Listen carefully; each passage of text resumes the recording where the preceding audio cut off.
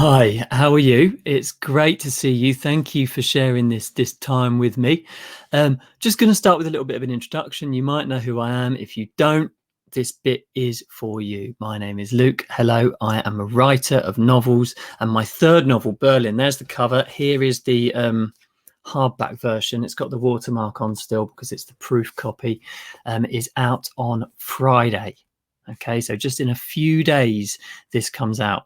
And what I'm going to do, I'm going to jump on live, do these videos every afternoon, and they're going to take it just to sort of build up a bit of steam towards that, to tell you about it, because I'm really excited about this book, and I'm going to explain why in these short videos. It is streaming live to Facebook now. It's also streaming live to Twitter now.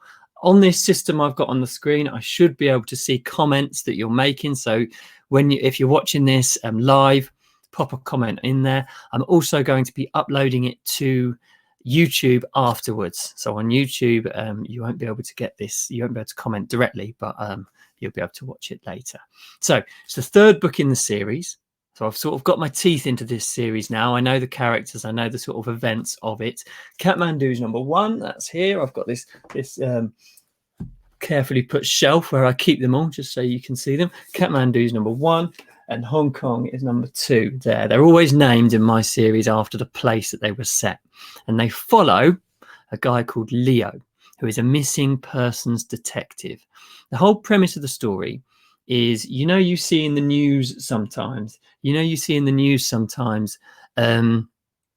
someone goes missing whilst they're traveling or they're on holiday. And then that story disappears from the news, and you sort of wonder what happens about it. Sometimes you get a story saying, they turned up or something terrible happened or whatever a few months or a few years later, but you never really know what happened behind the scenes of that. And that was where the idea of my novels came from.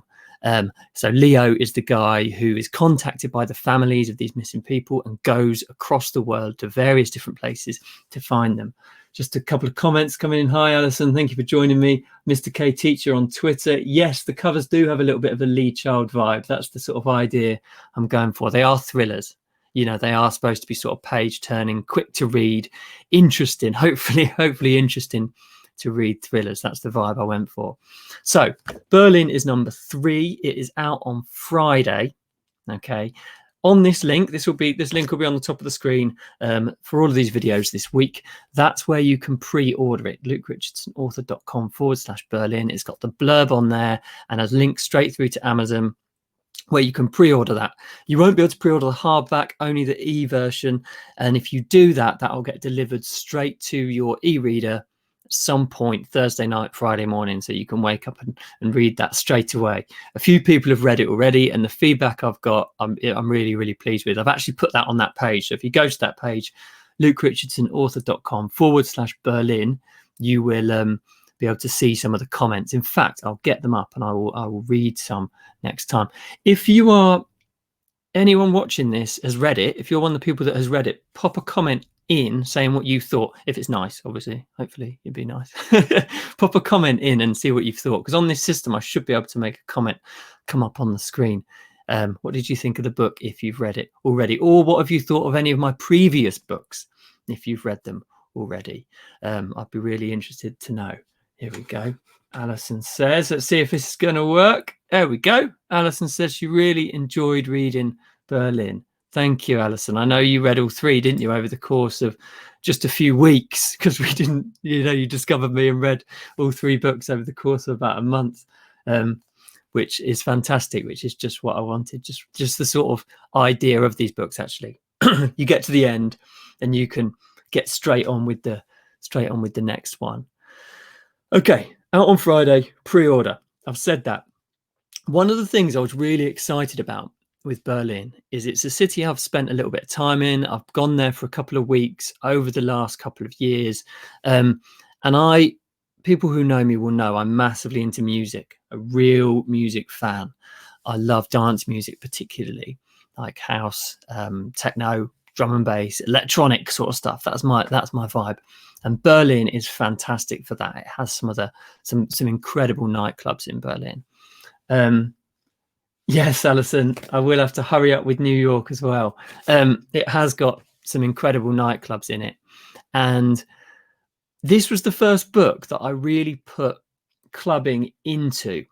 Kathmandu and Hong Kong, they go around the city and there are nightclubs there, but we don't really experience them as such. Berlin was the first one that I sort of put my main character, Leo, who's quite anxious, he's quite reserved. I sort of put him into a situation where he goes to a club. And I really enjoyed that. I thought that was such a cool thing to be able to write somewhere that I have really liked going.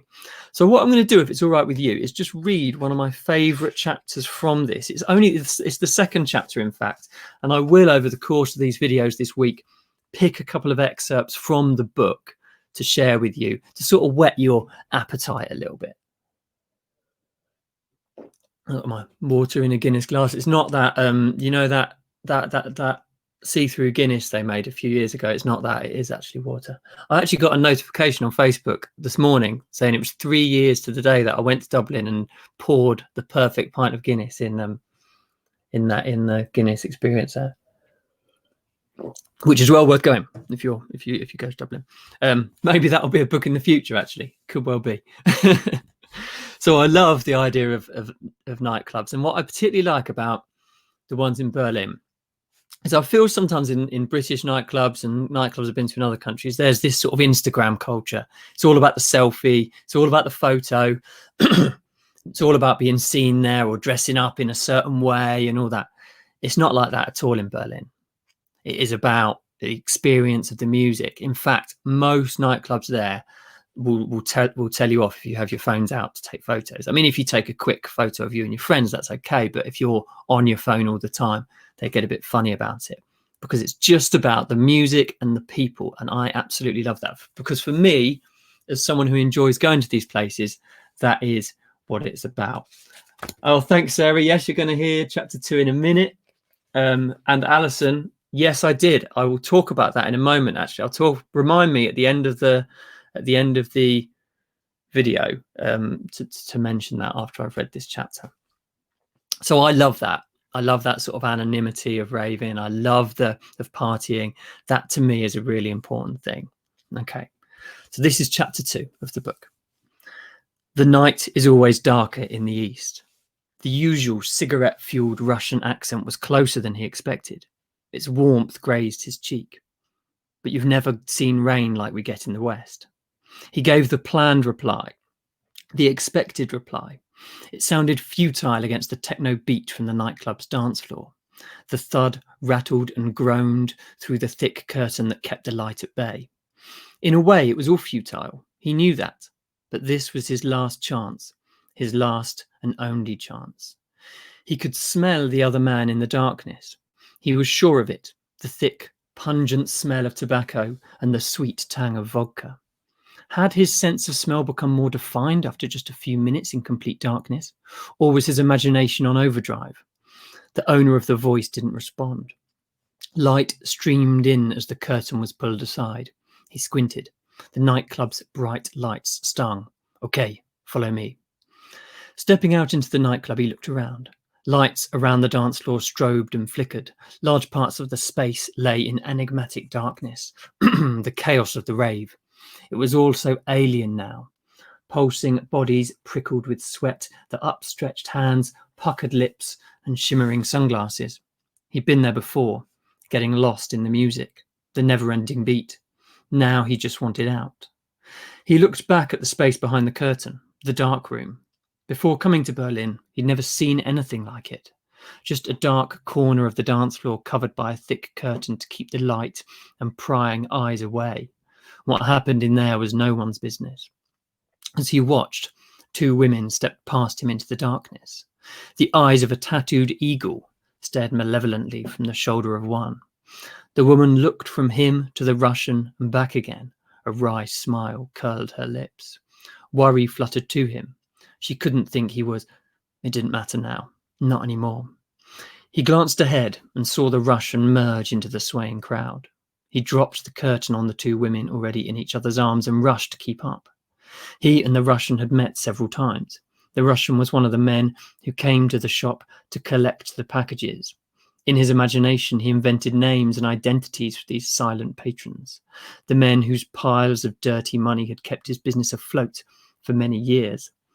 The man with the long green coat and eyes the colour of Berlin's winter sky was one of his favourites. Unlike most of the men, he wasn't just a thug. There was intelligence in his stare. He had to trust that stare tonight. Tonight it was getting personal.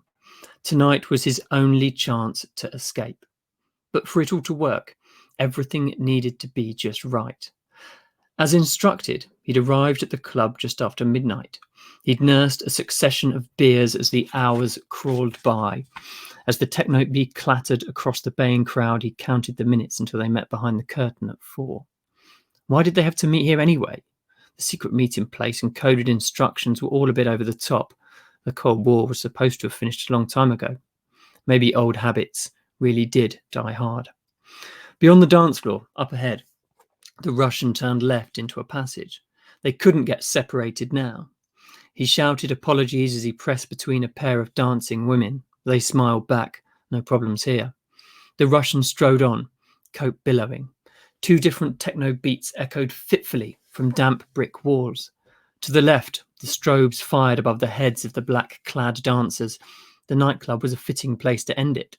The reason he came to Berlin in the first place. It was almost poetic. Poetry that for some reason he thought the slender Russian striding ahead would understand. It was though he'd chosen the place on purpose. They turned into the main bar area. Smoke and anticipation hung thick in the air as people queued for drinks, bottles of water, vodka or beer. Following the Russian was becoming easier. People moved aside as he approached. It wasn't that he looked tough. There was just something about him, something in those grey-blue eyes that exuded a warning. The Russian shoved through a fire escape. He followed. The air outside was crisp and refreshing, each breath nourishing, each inhalation brought hope. People continued to queue around the nightclub's main entrance. For Berlin, the night was young. The sky above was clear. Spears of crimson warned of dawn's imminent arrival. For him, it was at an end. It was all at an end. Right. Excuse me. The chapter 2. So we're introduced to one of the main characters and that nightclub scene that I really, really wanted to share with you. I promised that I'd talk about the beer. Yes, I did manage to finish the beer. I bought a crate of beer from a local brewery on Friday, 8 pints, 5 litres, something like that. It was a charity beer, and I bought it. And when I got it home, it said on the label, got to drink it within 48 hours. I didn't realise that. I thought I could have it for a week or so. So I got down to that and finished it in about a night and a half. So yeah, I managed that. It was a challenge. It was touch and go for a while. Thank you so much for stopping by today. As I say, I'm going to be jumping on this stream. I'm going to be jumping on this stream every afternoon about 2 o'clock. It will be live on Facebook and on Twitter. So wherever if you've already watched, that's amazing. Thank you for the people that have dropped comments in. I will upload this straight away now to YouTube as well, so it can be watched on there too. Thank you so much. I will see you if you can make it tomorrow. Oh, Darren's just jumped in. You've just missed it, Darren. You're just right at the end. I will see you if you can make it again, and we'll talk more about this book tomorrow afternoon.